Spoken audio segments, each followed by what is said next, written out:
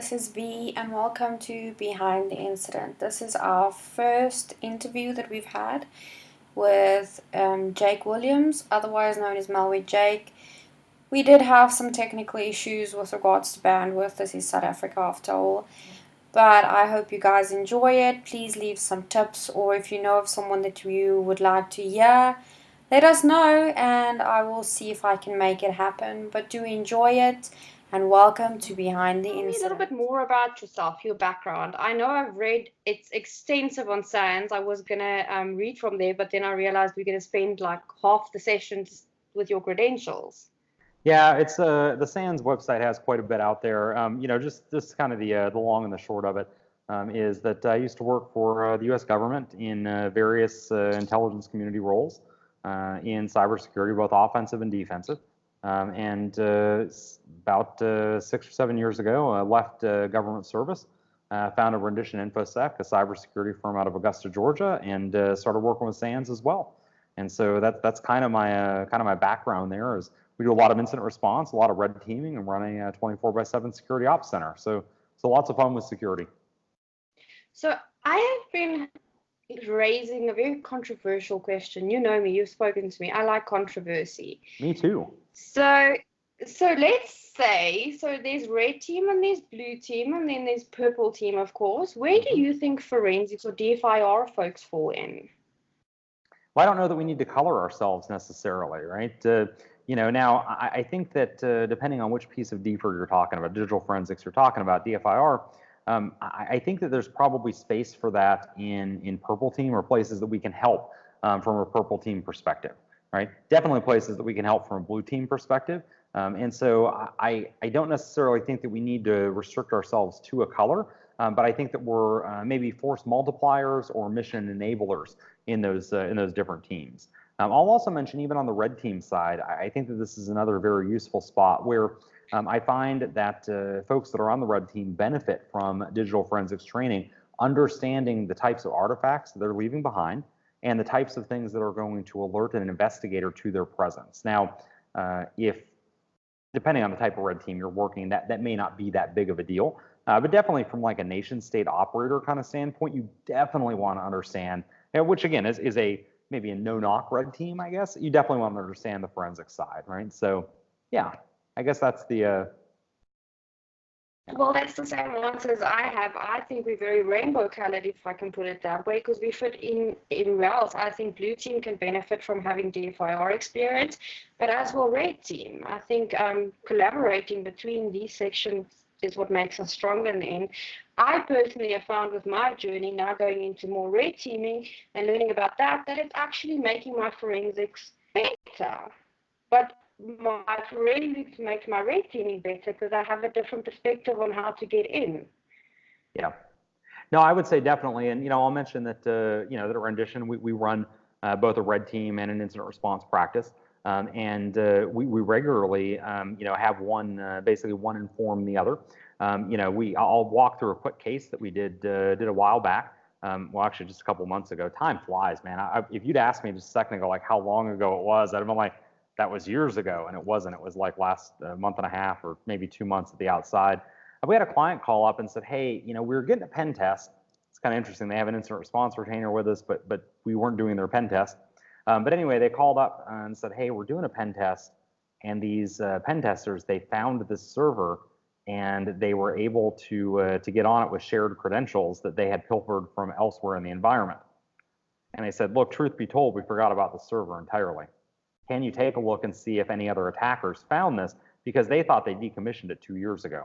Now, obviously, there's a lot of issues there and whatnot. Obviously, we're not going to be mentioning client names or specifics.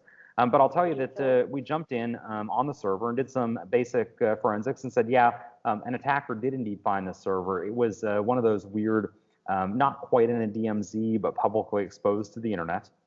Definitely concerning there. But where the red team piece comes in specifically is that, at least for us, is that in addition to not being patched, they also had a number of custom web applications running on this server, custom developed web apps running on the server. And this is a spot where our red team was able to go in and take a look at what the vulnerabilities were on the server and then show where at least the custom web apps, and then show basically how to our DFIR team, the digital forensics folks, what would those have looked like were they exploited on that server specifically? Because of course there's no signatures, given that it's no existing signatures, given that these are custom web applications, right? So that was a pretty interesting piece for us. I'll also mention that in that side, while we technically were called for incident response, it was a great benefit for us to be able to go back and say, look, some of the coding errors that we see here are so egregious, right? They're huge design pattern failures, effectively, right? And if the developer that built this code is also building other code elsewhere in the environment, you probably need to go look at that as well, right? Because the same vulnerabilities are likely there. And they followed back up with us and said, yeah, you know what, actually, several of those same vulnerabilities were there in other web applications, right? So this is a spot where, you know, I mean, kind of pivoting off of your question, right? Where does digital forensics belong? I don't necessarily know that we need to color ourselves, but we do help with Red Team. We do actually learn from our adversaries, right? I'll mention that as well, right? When we do incident response, we oftentimes take away tricks where we're like, oh, okay, well, that worked. We're going to use that in our follow-on Red Team. So, yeah. I mean, an interesting case that I worked on is a client contacted us and said, you know, our AV or endpoint protection fired off and said that, you know, Empire was found, but it's on a legacy system we've never used. And when I started looking into it, I realized, but there is a pen test that's been going on here, because I found the calling card that's been left behind in the link files and the LNK files. But now I had the instance, there was a legitimate Java attack that happened and a PowerShell exploit that happened, and all those things that I could recover. However, now you have to differentiate between what was a pen test and what was the incident. And that was quite an interesting case where we had to isolate the two events that ironically took place consecutively and very close together, but it was just an instance that if the pen tester never cleaned up properly, we never would have found the incident accidentally. So red teams need to know where they are actually altering so that they can do the cleanup better after the fact. Yeah, no, I think it's a great point too, right? Obviously, cleanup is an important piece of any red team exercise. And certainly we've had issues, you know, or incidents that we've worked in the past that where we're looking at artifacts of previous red teamers, right? Obviously that can create some difficulty and some confusion there as to, is this a legitimate attack or is this just a red team exercise? So yeah, we definitely run into that. The other thing I'll mention is that you know, we found that it really benefits us to train our red teamers not only in digital forensics, not only to, and incident response for that matter, not only to clean up their artifacts, but also to recognize when those artifacts already existed before they got there. A lot of our red team exercises, unfortunately, end up pivoting into an incident response scenario. And again, if our red teamers didn't know what they were looking for in the incident response side, I don't mean to say that they are our go-to incident response analysts, right? But we do want them to have at least enough experience there to see artifacts and say, hold on, I need an I need an incident response. I certainly don't want to separate the red team versus the adult versus not adult, because I have too many people that'll come after me there. But you get the idea. You might get like chased down, and now my face is next to yours, and I'm very hard to find because I'm not that popular at the time, so I'm safe. You're in the fire line. But mind you, I'm short enough I can hide behind you. No one will see me. Yeah. Well, no, it's okay. I mean, I'll be I can take the hit, right? Look, realistically, and I don't mean this in any way, in any bad way, but I'll mention that incident response is being somebody that does both, and helping to manage both of those practices, here and there. I'll say that excuse me. I'll say that the incident response is infinitely harder than red team, and that's something that it's just a reality, right? Red team is something that I have a set of tricks, a bag of tricks that I'm going to bring to the table, and if one of them doesn't work, then I'll try the next one, and I'll try the next one, and I'll try the next one, we're eventually, typically on a red team, we're eventually going to get in. Getting caught, definitely something we would like to avoid at least in the early stages of the assessment. But incident response, there's an infinite realm of possibilities, right? And so, oftentimes there's a we have a third-party notification, for instance, that we have to work through where there's a suspicion of breach, but I don't have an indicator of compromise to work with, right? That's infinitely harder than my red team work. And so, call it for what it's worth. I'm not trying to say one is easier or well, I guess one is definitely harder than the other, but you get the idea, right? It's I don't mean to imply that one is less professionalized than the other, right? It's just a matter of how broad the skill set is. Exactly. For IO, for example, what I've noticed is there's always been this thing of pulling the plug, isolating the machine, kill the fire, where with incident response, I have learned to observe my enemy or learn from them and not necessarily just start pulling plugs and identify what was exposed. So there's a level of rolling with the punches almost. You never know what you're going to find. And if you find A, Z might pop out of the woodworks and surprise you, where red teaming is almost planned. It's a planned attack. Here we're having to work with no plan. Right. So no, certainly I think it's vastly different. You can't compare IR and red teaming, and you can't really compare it with blue. It's not apples with apples. It's a skill set that's important, but I always say that you need to know who to call when an IR incident takes place. A cowboy should not be let loose on a network that's been compromised for that fact, because it sounds like exciting, but there's science to it. We know what we need to protect or our evidence, and I've noticed that other people go and work on an IR and try and preserve the evidence, forgetting crucial logs, and I ended up with VPN logs and 5 days worth of security event logs after the fact, which made things significantly harder for me. Yeah, well, there's also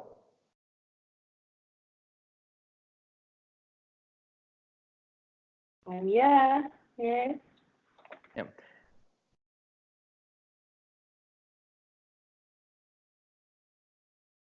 You can carry on. Sorry, no, I think we had dropped audio for a second. Okay, can you hear me now? I can hear you now, yeah, but we dropped audio for a second there. I couldn't hear you for about 20 seconds-ish, right? Can you hear me? Yeah, I can hear you perfectly fine. Okay. I think we were talking about the importance of preserving evidence in an IR situation. Yeah, no, I caught some of that. Like I said, it was spotty for a minute there.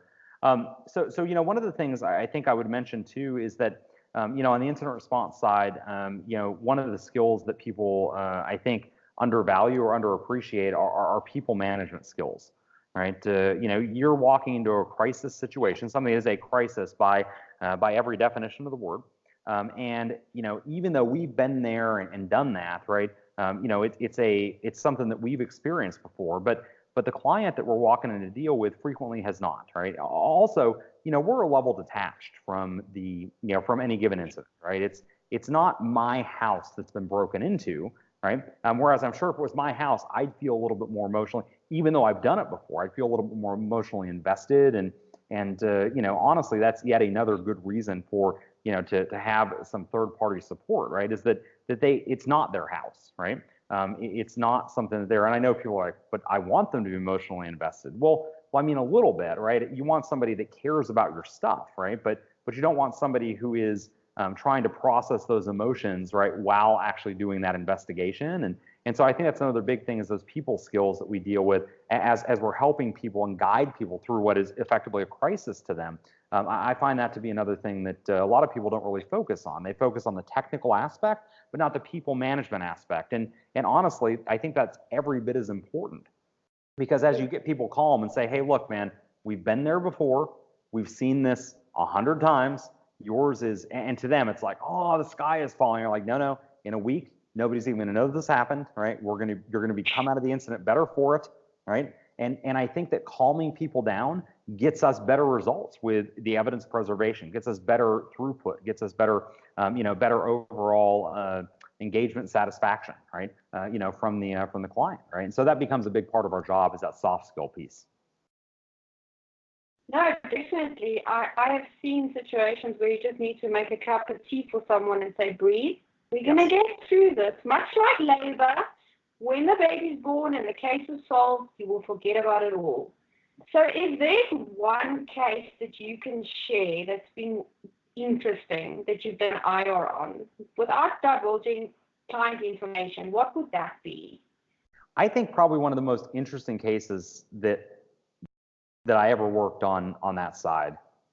Gosh, I think probably would have to be, they called us in to look at an incident where they said basically that we've got a compromise, right? And the initial evidence for this was that they were getting a lot of outbound spam related emails from a server, right? This is actually a financial services company, so having one of their servers compromised and sending lots of spam emails, definitely a big deal, right? And so we land there to kind of take a look at, did the attacker pivot? What's going on? Is it just one server or more?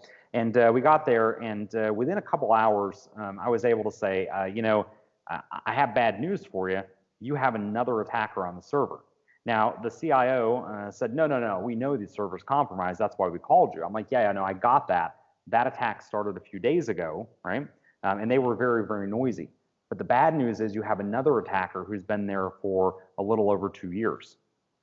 And they were like, wow, that's bad. And so they said, okay. I said, I'm going to keep investigating. We're going to keep working. But understand now there are 2 distinct incidents that we're working with, right? And we explained then, basically called one of them the spam attacker and gave the other one a name commensurate with the actual, the TTPs that we were observing from that.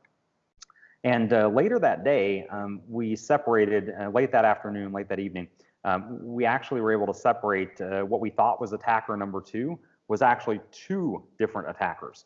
And so now we had 3 attackers on the machine, one dating back several years earlier, right? So one was on for 2 years, one had been on for greater than 5 years on that particular machine. And so that was a very interesting case. And, you talk about personnel basically managing personal expectations. Again, when the client called us up and said, hey, come out and help us investigate this compromise that looks like a spam bot, obviously we had one scope where we said, look, realistically, we don't think that they've pivoted because that's atypical in a situation like this. And that quickly changed into, hey, you've got 2 long-running incidents here, 2 distinct, extra long-running incidents here that are going to require significant levels of investigation. And in both cases, the attacker had pivoted basically into the environment, right? Or throughout the environment. And so it was one of those where a very noisy, undisciplined attacker actually undid years of effort from 2 other attack groups that were very, very, very stealthy in their operation. Right, so that was a pretty significant one, and it was a really interesting incident. And I think one of the big takeaways there is to always investigate kind of full scope around any systems that you're called in to look at, because had we simply come in and said, hey, investigate instead of saying just investigate this spam bot effectively that's running on the system, we said, hey, this system is compromised. Let's investigate this system, right? So one, we could have very easily rabbit holed on, and instead we said, let's investigate the system, and then ultimately we were able to uncover, 2 other incidents there. Now, initially the client obviously was not necessarily happy about that. Obviously, they don't want to be, compromised by their attackers. But realistically, there's a huge liability for us, right, as incident responders, if we were on that system and hadn't identified that other activity, right? So again, we want to make sure that we do a full scope investigation. I think that's one of the things Sam has taught me, is never to look at something in isolation. Don't just focus on the date, focus on what happened before and what happened after. And I mean, that's how we uncovered the other attack versus the pen test, because we found the pen test was what the scanner put off, but the other attack was months ahead of the actual pen test. So, I mean, that's the one thing I have taken away, is never look at something in isolation when it comes to IR. If they have compromised one system, it is most likely that there's other systems compromised as well. Yeah, I agree. So tell me, what advice would you have for anyone wanting to get into DFIR or IR, or move over from a red team or blue team perspective, looking for a change and going into our mad field that we work in? Because this is the aim. I want to inspire people and re-inspire people. And I know you can do it because you've inspired me lots. Maybe shake my head with the comments and go, I cannot believe you said that, but always the truth. So here's your platform. So I guess probably the best advice. That's my audio is fine. You can carry on. I can hear you. Okay, good to go. I thought our audio cut out again. So I would say that the best advice that I can give somebody starting or wanting to start down that digital forensics track or incident response track is one, make sure it's actually something that you want to do, right? Red teams are pretty easy for me to schedule. Forensics jobs, on the other hand, and red team assessment, incident response assessments are not necessarily something that I can always schedule in advance, right? So understand, of course, that there's going to be a little less predictability, right, with the job. There's also a lot of unknowns, right? And again, I mentioned this before, right? With my red team, I understand I have unknowns. I've got to build bypasses and whatnot, but for different security controls but here again, there's a lot less where there's not a lot more stuff where there's not a manual for that, right? Whether that's responding to a breach on basically on an open NAS server or stuff that, again, there's just not a forensics manual for that, right? So I would say if you're not comfortable in very ambiguous situations, then this probably isn't really a field for you, right? And so that's something that I would note is before you get into it, make sure it's something that you want to do. I would also mention that, and I'm sure you've experienced this as well, that you sometimes see things in forensic investigations that you really don't want to look at. I'm sure we all know what I'm talking about here. And, No amount of speech. Yep. Yeah, and so in that case, I really feel like I need eye bleach to get rid of that. And unfortunately, if that's not something that you're comfortable with, and look, some people just aren't, right? And I totally get that. If you're not comfortable with that, though, know that that's something you're going to be exposed to sooner or later in forensics, probably sooner than later in forensics and incident response. And so, even if it's corporate incident response, give it time. Trust me, you're going to find it because you just are. So that's something else that I would mention there. And then finally, understand that the cases that you work have, tremendous impact, right? Regularly, people are terminated from their jobs over findings from incident response and forensics reports. Sometimes they're charged criminally, right? As we were talking about that before we started about, some of the work that we do where folks are getting investigated, and so that's really a spot where there's a heavy burden about not making mistakes, right? Attention to detail, not overlooking potentially exculpatory evidence as well, making sure that we look at everything within context. And look, even when you do everything right, I have to tell you, right? Even when you do everything right, there are going to be times when people aren't going to be happy with the results. When that happens, right, you have to be ready to stand by your results. And even if that means going to court to say, yes, I was right. Again, that's something I think a lot of people aren't. I think it's something a lot of people aren't ready to deal with, right? So I would say make sure that you're ready for that before you get into this field, because there's lots of other positions in security that don't require necessarily that. You to maybe lose as much sleep at night, I guess, as maybe incident response and forensics sometimes do. No, I previously spoke about taking 5 minutes off, and I think you can relate to that we don't often have that 5 minutes to ourselves. What is the one thing that you personally do that makes you happy that's not work-related or IR or DF or research? The thing that I do that makes me the happiest that's not related to any of that is probably spending time with my kid, right? So my daughter she's 12 years old, and we do a ton of basically a ton of work together with you name it, traveling and certainly going and doing educational experiences. Love to spend time outdoors.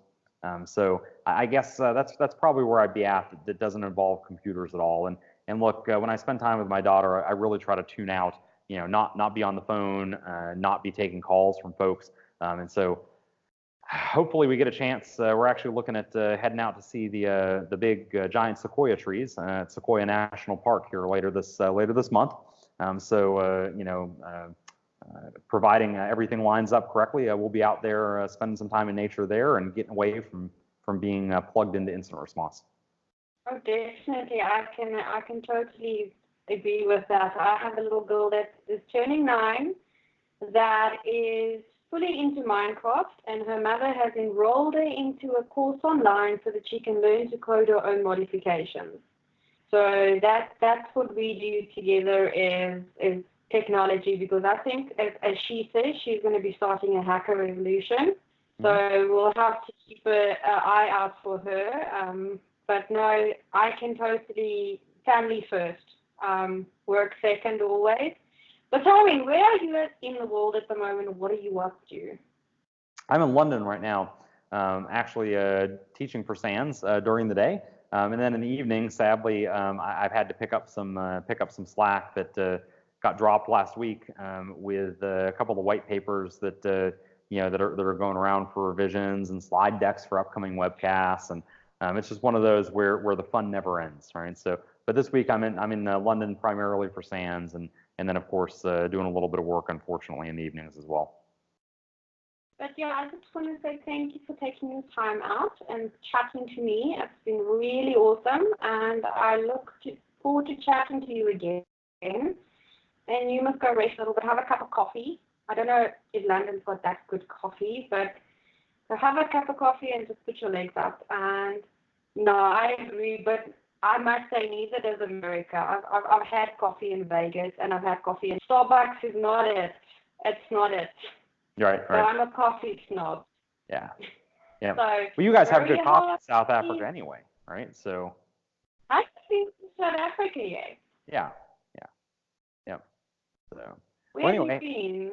Hey, Tom. Yeah. Well, hey, thank you so much for having me on. I appreciate it. It's a pleasure. Have a fantastic evening. Bye, Jake. Thanks. Bye-bye.